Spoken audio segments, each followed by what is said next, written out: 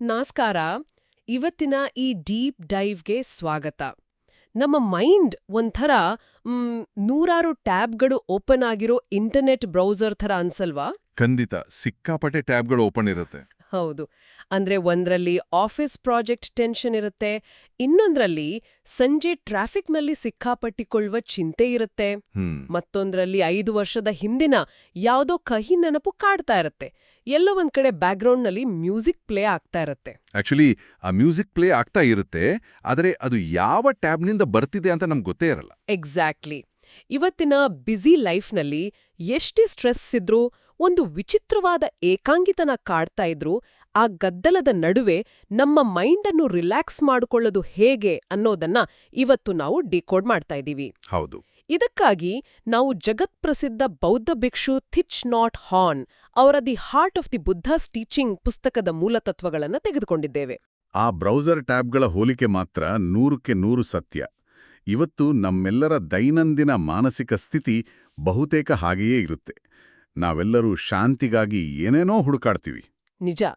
ಆದ್ರೇನ್ ಗೊತ್ತಾ, ಈ ಗದ್ದಲದಿಂದ ಹೊರಬರಲು ಥಿಚ್ ನಾಟ್ ಹಾನ್ ಅವರು ಯಾವುದೇ ಕಾಂಪ್ಲೆಕ್ಸ್ ಆದ ತತ್ವಶಾಸ್ತ್ರಗಳನ್ನು ನಮ್ಮ ಮುಂದೆ ಇಡುವುದಿಲ್ಲ.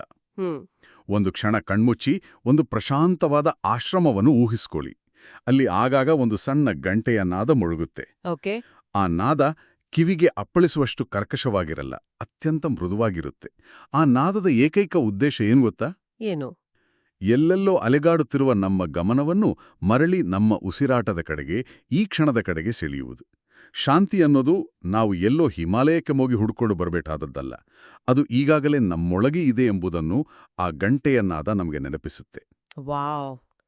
ಇದನ್ನ ಸ್ವಲ್ಪ ಪ್ರಾಕ್ಟಿಕಲ್ ಆಗಿ ಬಿಡಿಸಿ ನೋಡೋಣ.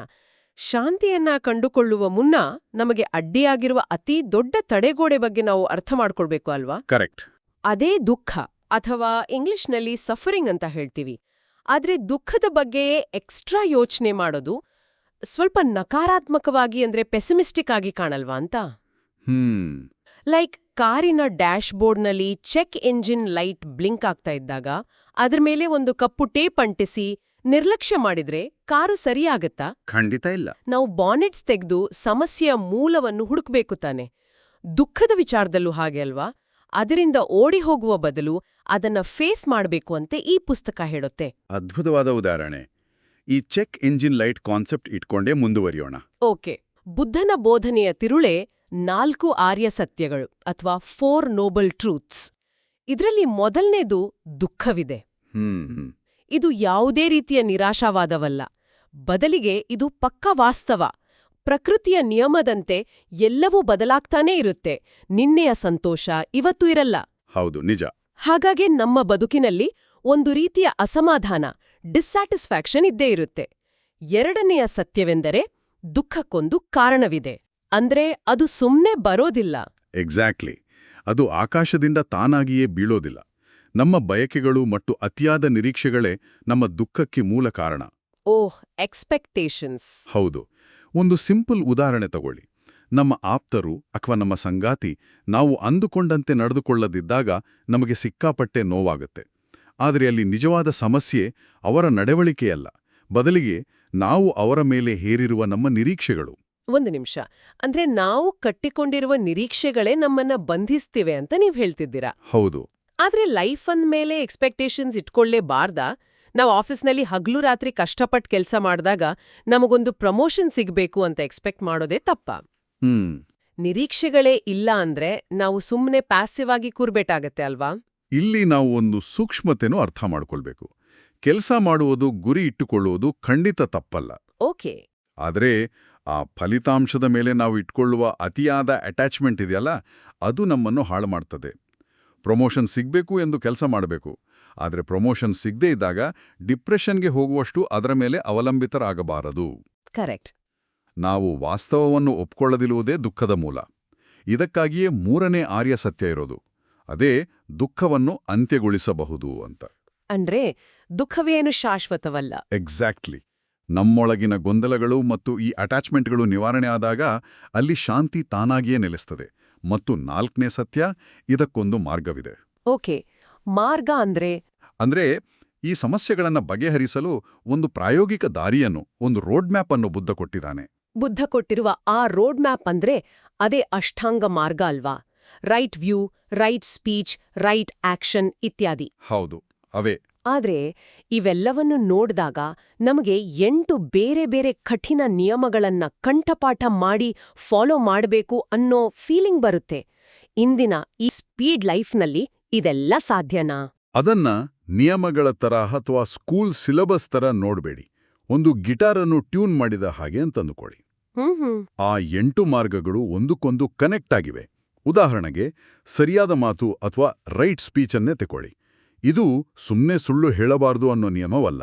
ಮತ್ತೆ ನಾವು ಆಫೀಸ್ ಮೀಟಿಂಗ್ನಲ್ಲಿ ಸಿಚುವೇಶನ್ ಟೆನ್ಸ್ ಆದಾಗ ಕೋಪದಲ್ಲಿ ಒಂದು ಮಾತು ಹೇಳುವ ಮುನ್ನ ಒಂದು ಕ್ಷಣ ಯೋಚಿಸಿ ಪ್ರಜ್ಞಾಪೂರ್ವಕವಾಗಿ ಮಾತನಾಡುವುದು ಕೂಡ ರೈಟ್ ಸ್ಪೀಚ್. ಇವೆಲ್ಲದರ ಕೇಂದ್ರ ಬಿಂದುವೇ ಪ್ರಜ್ಞಾಪೂರ್ವಕತೆ.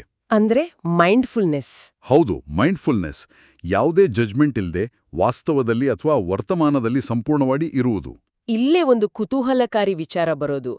ಕೇವಲ ಉಸಿರಾಡುವಾಗ ಉಸಿರಾಟದ ಬಗ್ಗೆ ಗಮನ ಹರಿಸುವುದು, ನಡೆಯುವಾಗ ಕೇವಲ ನಡಿಗೆಯ ಬಗ್ಗೆ ಫೋಕಸ್ ಮಾಡುವುದು. ಇಂತಹ ಅತಿ ಸಣ್ಣ ಕ್ರಿಯೆಗಳು ನಮ್ಮ ಜೀವನದ ದೊಡ್ಡ ಪ್ರಾಬ್ಲಮ್ಸ್ ಅನ್ನು ಹೇಗೆ ಸಾಲ್ವ್ ಮಾಡುತ್ತವೆ ಅಂತ ನನಗನಿಸುವ ಪ್ರಕಾರ ಮೈಂಡ್ಫುಲ್ನೆಸ್ ಅನ್ನೋದು ಭೀಕರ ಚಂಡಮಾರುತದಲ್ಲಿ ಸಿಲುಕಿದ ಹಡಗಿಗೆ ಹಾಕಿದ ಭದ್ರವಾದ ಲಂಗರು ಅಥವಾ ಆಂಕರ್ ಇದ್ದ ಹಾಗೆ. ವಾವ್! ನಮ್ಮ ಆಲೋಚನೆಗಳೆಂಬ ಚಂಡಮಾರುತದಲ್ಲಿ ಈ ಪ್ರಜ್ಞಾಪೂರ್ವಕತೆಯೇ ನಮ್ಮನ್ನ ಕೊಚ್ಚಿ ಹೋಗದಂತೆ ಕಾಪಾಡುವ ಲಂಗರು. ಆ ಲಂಗರಿನ ಹೋಲಿಕೆ ಅತ್ಯಂತ ಅದ್ಭುತವಾಗಿದೆ. ಇದರ ಮೆಕ್ಯಾನಿಸಮ್ ಹೇಗೆ ಕೆಲಸ ಮಾಡುತ್ತೆ ಅಂತ ನೋಡೋಣ. ನಮ್ಮ ಜೀವನದ ಬಹುಪಾಲು ಸಮಯವನ್ನು ನಾವು ಪ್ರೆಸೆಂಟ್ ಟೈಮ್ನಲ್ಲಿ ಕಳೆಯೋದೇ ಇಲ್ಲವಲ್ವಾ? ಹೌದು, ಖಂಡಿತ. ನಾವು ಫಿಸಿಕಲಿ ಆಫೀಸ್ನಲ್ಲಿರ್ತೀವಿ, ಆದರೆ ಮೆಂಟಲಿ ನಾವು ಗತಕಾಲದ ನೆನಪುಗಳಲ್ಲಿ ಕೊರಗುತ್ತಿರ್ತೇವೆ ಅಥವಾ ನಾಳಿನ EMI ಬಗ್ಗೆ ಕಲ್ಪನೆಗಳನ್ನು ಮಾಡಿಕೊಂಡು ಆತಂಕ ಪಡ್ತಿರ್ತೇವೆ. ಅದೇ ಟ್ಯಾಬ್ಸ್ ಓಪನ್ ಆಗಿರೋ ಹಾಗೆ. ಎಕ್ಸಾಕ್ಟ್ಲಿ. ನಾವು ಮಧ್ಯಾಹ್ನ ಊಟ ಮಾಡುವಾಗಲೂ ಊಟದ ರುಚಿಯನ್ನು ಸವಿಯುತ್ತಿರುವುದಿಲ್ಲ. ಆಫೀಸ್ನಲ್ಲಿ ಬಾಸ್ ಬೈದದ್ದನ್ನೇ ಮೆಲ್ಲುತ್ತಿರ್ತೇವೆ. ಥಿಚ್ ನಾಟ್ ಹಾನ್ ಅವರು ಪಾತ್ರೆ ತೊಳೆಯುವ ಒಂದು ಸುಂದರ ಉದಾಹರಣೆ ಕೊಡ್ತಾರೆ. ಪಾತ್ರೆ ತೊಳೆಯೋದಾ? ಹೌದು. ಪ್ರಜ್ಞಾಪೂರ್ವಕತೆಯಿಂದ ಪಾತ್ರೆ ತೊಳೆದಾಗ, ಅಂದರೆ ನೀರಿನ ತಂಪು, ಸೋಪಿನ ನೊರೆ, ಕೈಗಳ ಚಲನೆ, ಕೇವಲ ಪಾತ್ರೆ ತೊಳೆಯೋದರ ಮೇಲೆಯೇ ಸಂಪೂರ್ಣ ಗಮನವಿಟ್ಟಾಗ, ಆ ಕ್ಷಣದಲ್ಲಿ ಭೂತಕಾಲದ ನೋವಾಗಲಿ ಭವಿಷ್ಯದ ಭಯವಾಗಲಿ ತಲೆಯಲ್ಲಿ ಇರುವುದಿಲ್ಲ. ಅಮೇಜಿಂಗ್. ನಮ್ಮ ದೇಹ ಮತ್ತು ಮನಸ್ಸು ಎರಡೂ ಒಂದೇ ಟೈಮ್ ಝೋನ್ನಲ್ಲಿ ಇರ್ತವೆ. ಈ ಸಣ್ಣ ಅಭ್ಯಾಸ ನಮ್ಮ ಮೆದುಳಿನ ವೈರಿಂಗನ್ನೇ ಬದಲಾಯಿಸುವ ಶಕ್ತಿ ಹೊಂದಿದೆ. ಪಾತ್ರೆ ತೊಳೆಯುವಾಗ ಕೇವಲ ಪಾತ್ರೆ ತೊಳೆಯುವುದು ಕೇಳಲು ಸುಲಭ, ಆದ್ರೆ ನಾವ್ಯಾರೂ ಹಾಗೆ ಮಾಡಲ್ಲ. ನಮ್ಮ ತಲೆಯಲ್ಲಿ ಬೇರೆ ಏನೋ ಓಡ್ತಾ ಇರುತ್ತೆ. ಹೌದು, ಸ್ವಲ್ಪ ಕಷ್ಟನೇ. ಇದನ್ನು ಆಚರಣೆಯಲ್ಲಿ ತರಲು ಸತತ ಪ್ರಯತ್ನ ಬೇಕು.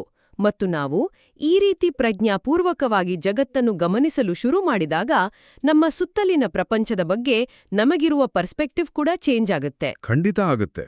ಪುಸ್ತಕದಲ್ಲಿ ಉಲ್ಲೇಖಿಸಿರುವ ಇಂಟರ್ ಬೀಯಿಂಗ್ ಅಥವಾ ಪರಸ್ಪರ ಅಸ್ತಿತ್ವ ಎಂಬ ಪರಿಕಲ್ಪನೆ ನಿಜಕ್ಕೂ ನನ್ನನ್ನ ಬೆರಗುಗೊಳಿಸಿತು. ಆಕ್ಚುಲಿ ಈ ಇಂಟರ್ ಬೀಯಿಂಗ್ ಕಾನ್ಸೆಪ್ಟ್ ಅನ್ನು ಅರ್ಥ ಮಾಡ್ಕೊಳ್ಳಲು ನಾವೊಂದು ಸಣ್ಣ ಇಮ್ಯಾಜಿನೇಷನ್ ಮಾಡೋಣ. ನಮ್ಮ ಕೈಯಲ್ಲಿ ಒಂದು ಬಿಳಿ ಹಾಳೆ ಇದೆ, ಅಂದ್ರೆ ಒಂದು ಪೇಪರ್ ಇದೆ ಅಂತ ಇಟ್ಕೊಳ್ಳೋಣ. ಅದನ್ನ ನೋಡಿದಾಗ ಏನೇನ್ ಕಾಣಿಸುತ್ತೆ? ಏನಿದೆ? ಒಂದು ಬಿಳಿ ಕಾಗದ ಕಾಣಿಸುತ್ತೆ. ಅದ್ರಲ್ಲಿ ಏನಾದ್ರೂ ಬರೀಬಹುದು, ಅಷ್ಟೇ ಅಲ್ವಾ? ಮೇಲ್ನೋಟಕ್ಕೆ ಹಾಗೆ ಅನ್ಸುತ್ತೆ. ಆದರೆ ಮೈಂಡ್ಫುಲ್ ಆಗಿ ಸ್ವಲ್ಪ ಆಳವಾಗಿ ನೋಡಿದಾಗ ಆ ಹಾಳೆಯಲ್ಲಿ ಒಂದು ಮೋಡ ಕಾಣಿಸುತ್ತೆ. ಮೋಡಾನ? ಕಾಗದದಲ್ಲಿ ಮೋಡ ಹೇಗ್ ಬರುತ್ತೆ? ಯೋಚನೆ ಮಾಡಿ. ಮೋಡ ಇಲ್ಲದೆ ಮಳೆ ಇಲ್ಲ ತಾನೇ?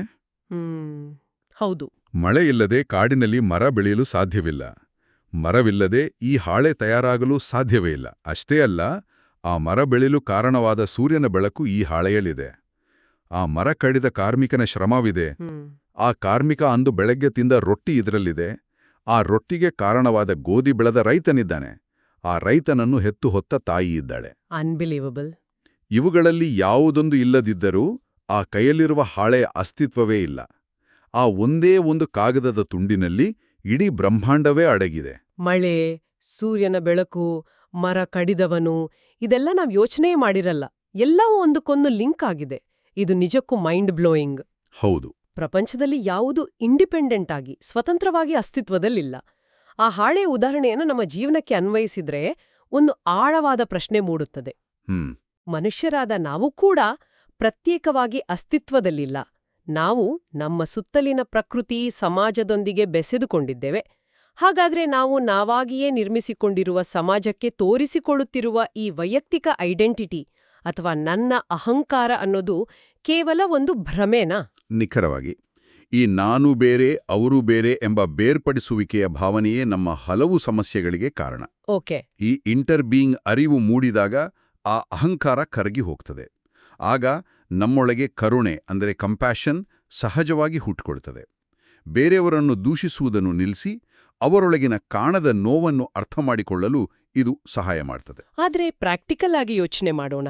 ಥಿಯರಿ ಓಕೆ, ಆದ್ರೆ ಟ್ರಾಫಿಕ್ನಲ್ಲಿ ಕಾರು ಓಡಿಸ್ಕೊಂಡು ಹೋಗುವಾಗ ಯಾರೋ ಬಂದು ಹಿಂದಿನಿಂದ ಗುದ್ದಿದ್ರೆ, ಓ ಇವನು ನನ್ನದೇ ಒಂದು ಭಾಗ, ಇವನೊಳಗೆ ನಾನಿದ್ದೇನೆ ಅಂತ ಕರುಣೆ ತೋರ್ಸೋಕಾಗತ್ತಾ? ಖಂಡಿತ ಕಷ್ಟ. ಕೋಪ ಅನ್ನೋದು ನ್ಯಾಚುರಲ್ ಆಗಿ ಬಂದೇ ಬರುತ್ತಲ್ವಾ? ಹೌದು, ಕೋಪ ಬರೋದು ಸಹಜ. ನಾವೆಲ್ಲರೂ ಮನುಷ್ಯರು. ಥಿಚ್ ನಾಟ್ ಹಾನ್ ಅವರು ಭಾವನೆಗಳನ್ನು ಹತ್ತಿಕ್ಕಬೇಕು ಅಥವಾ ಬಲವಂತವಾಗಿ ಸೈಂಟ್ ತರ ಆಕ್ಟ್ ಮಾಡಬೇಕು ಅಂತ ಎಲ್ಲೂ ಹೇಳಿಲ್ಲ. ನಮ್ಮ ಸಮಾಜದಲ್ಲಿ ನಮ್ಗೆ ಕಲ್ಸಿರುವುದು ಕೋಪ ಬಂದರೆ ಅದನ್ನು ಅದುಮಿಟ್ಟುಕೊಳ್ಳಬೇಕು ಅಥವಾ ಅದರೊಡನೆ ಫೈಟ್ ಮಾಡಬೇಕು ಅಂತ. ಆದರೆ ಅವರೊಂದು ವಿಭಿನ್ನವಾದ ಮಾರ್ಗವನ್ನು ಸೂಚಿಸ್ತಾರೆ. ಕೋಪವನ್ನು ಒಂದು ಅಳುವ ಮಗುವಿಗೆ ಹೋಲಿಸ್ತಾರೆ. ಅಳುವ ಮಗು? ಹೌದು. ಅಳುವ ಮಗುವನ್ನು ತಾಯಿ ಹೇಗೆ ಅಕ್ಕರೆಯಿಂದ ಎತ್ತಿಕೊಳ್ಳುತ್ತಾಳೋ ಹಾಗೆಯೇ ನಮ್ಮೊಳಗಿನ ಕೋಪವನ್ನು ನಾವು ಮೃದುವಾಗಿ ಒಪ್ಪಿಕೊಳ್ಳಬೇಕು ಎನ್ನುತ್ತಾರೆ. ಕೋಪವನ್ನು ಒಂದು ರಾಕ್ಷಸನಂತೆ ನೋಡಿ ಅದರೊಡನೆ ಯುದ್ಧ ಮಾಡುವ ಬದಲು ಗಮನ ಬೇಡುತ್ತಿರುವ ಅಳುವ ಮಗುವಿಗೆ ಹೋಲಿಸಿರುವ ಈ ವಿಚಾರ ನನಗೆ ತುಂಬಾ ಇಷ್ಟವಾಯಿತು. ಹೌದು. ಕೋಪ ಬಂದಾಗ, ಹಲೋ ಕೋಪವೇ, ನಾನು ನಿನ್ನನ್ನು ನೋಡುತ್ತಿದ್ದೇನೆ, ನೀನು ನನ್ನೊಳಗಿದ್ದೀಯಾ ಅಂತ ನನಗೆ ಗೊತ್ತಿದೆ ಎಂದು ಪ್ರೀತಿಯಿಂದ ಹೇಳಿಕೊಳ್ಳುವುದು. ಕೋಪ ಎಂಬುದು ನಮ್ಮನ್ನು ಕಂಟ್ರೋಲ್ ಮಾಡುವ ಶತ್ರುವಲ್ಲ, ಅದನ್ನು ಆರೈಕೆ ಬೇಡುವ ನಮ್ಮದೇ ಒಂದು ಭಾಗ. ಎಕ್ಸಾಕ್ಟ್ಲಿ. ಇದನ್ನು ಒಪ್ಪಿಕೊಂಡಾಗಲೇ ನಮ್ಮ ಟೆನ್ಷನ್ ಅರ್ಧ ಕಮ್ಮಿ ಆಗುತ್ತೆ. ಹೌದು. ಮತ್ತು ಈ ಕಠಿಣ ಭಾವನೆಗಳನ್ನು ಪ್ರಜ್ಞಾಪೂರ್ವಕವಾಗಿ ಎದುರಿಸಲು ನಮ್ಮ ಉಸಿರಾಟವೇ ನಮಗೆ ಸೇತುವೆಯಾಗಿ ಕೆಲಸ ಮಾಡುತ್ತದೆ. ಉಸಿರಾಟ. ಇದಕ್ಕಾಗಿ ಕಾಡಿಗೆ ಹೋಗಿ ಘಂಟೆಗಟ್ಲೆ ಧ್ಯಾನ ಮಾಡಬೇಕಿಲ್ಲ. ಕೇವಲ ಒಂದು ಸಿಂಪಲ್ ಅಭ್ಯಾಸ. ಉಸಿರು ಒಳ ತೆಗೆದುಕೊಳ್ಳುವಾಗ ನಾನು ಉಸಿರು ಒಳ ತೆಗೆದುಕೊಳ್ಳುತ್ತಿದ್ದೇನೆ ಎಂದು ನನಗೆ ಅರಿವಿದೆ. ಓಕೆ. ಉಸಿರು ಹೊರಬಿಡುವಾಗ ನಾನು ಉಸಿರು ಹೊರಬಿಡುತ್ತಿದ್ದೇನೆ ಎಂದು ನನಗೆ ಅರಿವಿದೆ. ಇಷ್ಟೇ. ಇದು ನಮ್ಮ ಮನಸ್ಸು ಮತ್ತು ದೇಹವನ್ನು ಒಂದೆಡೆ ಸೇರಿಸುವ ಅದ್ಭುತ ತಂತ್ರ. ತುಂಬಾ ಸಿಂಪಲ್ ಆಗಿದೆ. ಜೀವನ ಏನಿದ್ರೂ ಅದು ನಡೆಯುತ್ತಿರುವುದು ಈ ಕ್ಷಣದಲ್ಲಿ ಮಾತ್ರ.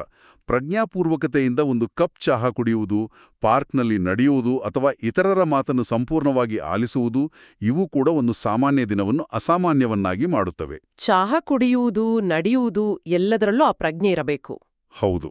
ಆದ್ರೆ ವರ್ತಮಾನದಲ್ಲಿ ಬದುಕಲು ಮತ್ತು ನಮ್ಮ ಭಾವನೆಗಳನ್ನು ಬ್ಯಾಲೆನ್ಸ್ ಮಾಡಲು ನಾವು ಬಹಳಷ್ಟು ವಿಚಾರಗಳನ್ನು ಬಿಟ್ಟು ಬಿಡುವ ಅಂದ್ರೆ ಲೆಟಿಂಗ್ ಗೋ ಪ್ರಕ್ರಿಯೆಯನ್ನು ಕಲಿಯಬೇಕು ಅಂತ ಪುಸ್ತಕ ಹೇಳ್ತದೆ. ನಾವು ನಮ್ಮ ವಿಚಾರಗಳು, ಭವಿಷ್ಯದ ನಿರೀಕ್ಷೆಗಳು ಮತ್ತು ಎಲ್ಲವನ್ನೂ ನಮ್ಮ ಕಂಟ್ರೋಲ್ನಲ್ಲೇ ಇಟ್ಕೊಳ್ಬೇಕು ಅನ್ನೋ ಹಠಕ್ಕೆ ಅಂಟಿಕೊಂಡಿರ್ತೀವಲ್ವಾ, ಅದೇ ನಮ್ಮ ಹೆಚ್ಚಿನ ದುಃಖಕ್ಕೆ ಕಾರಣ ಅಂತ. ನಿಜ. ಅದೇನೊಂದು ಪ್ರಶ್ನೆ ಬರುತ್ತೆ, ಎಲ್ಲವನ್ನೂ ಬಿಟ್ಟು ಬಿಡುವುದು ಅಂದರೆ ಏನೋ?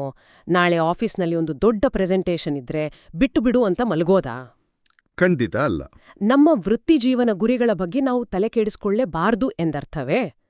ಎಲ್ಲವನ್ನೂ ಬಿಟ್ಟುಬಿಟ್ರೆ ಅದು ನಮ್ಮನ್ನ ಸೋಮಾರಿಗಳನ್ನಾಗಿ ಮಾಡಲ್ವಾ? ಇದು ಜನರಲ್ಲಿರುವ ಒಂದು ಅತೀ ದೊಡ್ಡ ತಪ್ಪು ಕಲ್ಪನೆ. ಇದನ್ನೇ ನಾನು ವಿಶಾಲ ದೃಷ್ಟಿಕೋನದಿಂದ ವಿವರಿಸ್ತೇನೆ. ಬಿಟ್ಟು ಬಿಡುವುದು ಎಂದರೆ ನಮ್ಮ ಜವಾಬ್ದಾರಿಯಿಂದ ಓಡಿ ಹೋಗುವುದಲ್ಲ. ಓಕೆ. ಕೆಲಸ ಬಿಟ್ಟು ಸನ್ಯಾಸಿಯಾಗುವುದೂ ಅಲ್ಲ. ನಾವು ಮಾಡಬೇಕಾದ ಕೆಲಸವನ್ನು 100% ಶ್ರದ್ಧೆಯಿಂದ ಮಾಡಬೇಕು. ಆದರೆ ಆ ಕೆಲಸದ ಫಲಿತಾಂಶದ ಮೇಲಿರುವ ಅತಿಯಾದ ವ್ಯಾಮೋಹವನ್ನು, ಆತಂಕವನ್ನು ಬಿಡುವುದು ಇದರ ನಿಜವಾದ ಅರ್ಥ. ಅಂದ್ರೆ ಔಟ್ಕಮ್ ಬಗ್ಗೆ ತಲೆ ಕೆಡಿಸ್ಕೊಳ್ಬಾರ್ದು. ಎಕ್ಸಾಕ್ಟ್ಲಿ. ನಾಳಿನ ಪ್ರೆಸೆಂಟೇಷನ್ಗೆ ಸಂಪೂರ್ಣ ತಯಾರಿ ನಡೆಸಿ, ಆದರೆ ಬಾಸ್ ಏನಂದ್ಕೊಳ್ತಾರೋ, ಪ್ರಮೋಷನ್ ಸಿಗುತ್ತೋ ಇಲ್ವೋ ಅನ್ನೋ ಆತಂಕವನ್ನು ಲೆಟ್ ಗೋ ಮಾಡಬೇಕು.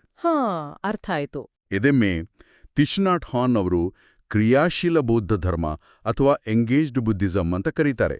ಆಧ್ಯಾತ್ಮ ಎಂದರೆ ಕಣ್ಣು ಮುಚ್ಚಿ ಕುಳಿತುಕೊಳ್ಳುವ ಪ್ರಕ್ರಿಯೆ ಮಾತ್ರವಲ್ಲ. ಮತ್ತೇನು? ಪ್ರಜ್ಞಾಪೂರ್ವಕತೆಯನ್ನು ನಮ್ಮ ಕಚೇರಿಯ ವಾತಾವರಣ, ನಮ್ಮ ಕೌಟುಂಬಿಕ ಸಂಬಂಧಗಳು ಮತ್ತು ಸಮಾಜದ ನಡುವೆ ಅಪ್ಲೈ ಮಾಡುವುದು. ನಾವು ಧ್ಯಾನ ಮಾಡುವುದು ಪ್ರಪಂಚದಿಂದ ತಪ್ಪಿಸಿಕೊಳ್ಳಲು ಅಲ್ಲ, ಬದಲಿಗೆ ವಾಸ್ತವದ ಸಮಸ್ಯೆಗಳನ್ನು ಧೈರ್ಯದಿಂದ ಮತ್ತು ಕರುಣೆಯಿಂದ ಎದುರಿಸಲು ನಮ್ಮನ್ನು ನಾವು ಸಿದ್ಧಪಡಿಸಿಕೊಳ್ಳಲು. ಅಮೇಜಿಂಗ್. ಮೈಂಡ್ಫುಲ್ನೆಸ್ನಿಂದ ನಮ್ಮ ಬ್ಯಾಂಕ್ ಲೋನ್ ತೀರುವುದಿಲ್ಲ ಅಥವಾ ಟ್ರಾಫಿಕ್ ಜಾಮ್ ಕ್ಲಿಯರ್ ಆಗುವುದಿಲ್ಲ. ಸಮಸ್ಯೆಗಳು ಹಾಗೇ ಇರ್ತಾವೆ. ಆದರೆ ಆ ಸಮಸ್ಯೆಗಳ ಜೊತೆ ನಮಗಿರುವ ಸಂಬಂಧ ಬದಲಾಗುತ್ತದೆ. ನಾವು ಅದಕ್ಕೆ ರಿಯಾಕ್ಟ್ ಮಾಡುವ ರೀತಿ ಬದಲಾಗುತ್ತದೆ. ತುಂಬಾ ಅರ್ಥಪೂರ್ಣವಾದ ವಿವರಣೆ. ಸಮಸ್ಯೆಗಳು ಮಾಯವಾಗುವುದಿಲ್ಲ, ಆದರೆ ಅವುಗಳನ್ನು ನೋಡುವ, ಸ್ವೀಕರಿಸುವ ನಮ್ಮ ಮನಸ್ಥಿತಿ ಬದಲಾಗ್ತದೆ. ಹೌದು. ಒಟ್ಟಾರೆಯಾಗಿ ಹೇಳುವುದಾದ್ರೆ ಬುದ್ಧನ ಬೋಧನೆಯ ತಿರುಳು ಅತ್ಯಂತ ಸರಳ.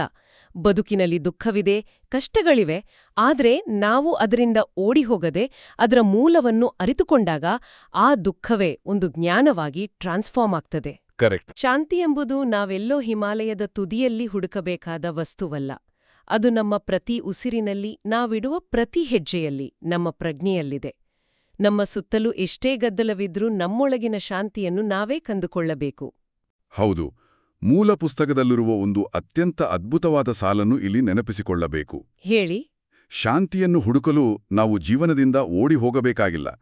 ನಾವು ಕೇವಲ ಮರಳಿ ಬರಬೇಕಾಗಿದೆ ನಮ್ಮ ಉಸಿರಿಗೆ, ಈ ಕ್ಷಣಕ್ಕೆ, ನಮ್ಮತ್ತ. ವಾವ್! ನಾವು ಹೊರಗಿನ ಪ್ರಪಂಚದಲ್ಲಿ ಹುಡುಕುತ್ತಿರುವುದೆಲ್ಲವೂ ಈಗಾಗಲೇ ನಮ್ಮೊಳಗೆ ಅಡಗಿದೆ ಎಂಬುದನ್ನು ಈ ಪುಸ್ತಕ ನಮಗೆ ಬಹಳ ಮೃದುವಾಗಿ ಅರಿವು ಮಾಡಿಕೊಡುತ್ತದೆ. ಖಂಡಿತ. ಈ ಆಳವಾದ ಚರ್ಚೆಯನ್ನು ಮುಗಿಸುವ ಮುನ್ನ ಒಂದು ಆಳವಾದ ಯೋಚನೆಯನ್ನು ಬಿಟ್ಟು ಹೋಗಲು ಇಚ್ಛಿಸುತ್ತೇನೆ. ಭವಿಷ್ಯ ಅನ್ನೋದು ಕೇವಲ ನಮ್ಮ ಕಲ್ಪನೆ ಆಗಿದ್ರೆ ಮತ್ತು ಭೂತಕಾಲ ಅನ್ನೋದು ಕೇವಲ ನಮ್ಮ ಮೆದುಳಿನಲ್ಲಿ ಉಳಿದಿರುವ ನೆನಪು ಆಗಿದ್ರೆ, ಓಕೆ, ಮತ್ತು ನಮ್ಮ ನೈಜ ಅಸ್ತಿತ್ವ ಇರುವುದು ಕೇವಲ ಈ ಕ್ಷಣದ ವರ್ತಮಾನದಲ್ಲಿ ಮಾತ್ರ ಎಂದಾದ್ರೆ, ಭವಿಷ್ಯದ ಚಿಂತೆಗಳಿಗಾಗಿಯೇ, ಭವಿಷ್ಯದ ಸೆಕ್ಯೂರಿಟಿಗಾಗಿಯೇ ನಾವು ಇಷ್ಟು ವರ್ಷಗಳಿಂದ ಕಷ್ಟಪಟ್ಟು ಕಟ್ಟಿ ಬೆಳೆಸಿರುವ ಈ ನಾನು ಎಂಬ ಅಹಂಕಾರದ, ಈ ವೈಯಕ್ತಿಕ ಐಡೆಂಟಿಟಿಯ ನಿಜವಾದ ಅರ್ಥವಾದ್ರೂ ಏನು? ಭಾರೀ ಆಳವಾದ ಪ್ರಶ್ನೆಯಿದು. ಹೌದು. ಮುಂದಿನ ಬಾರಿ ನಾವೆಲ್ಲರೂ ದೀರ್ಘವಾಗಿ ಉಸಿರೆಳೆದುಕೊಂಡಾಗ ಈ ಪ್ರಶ್ನೆಯ ಬಗ್ಗೆ ಒಮ್ಮೆ ಯೋಚಿಸೋಣ.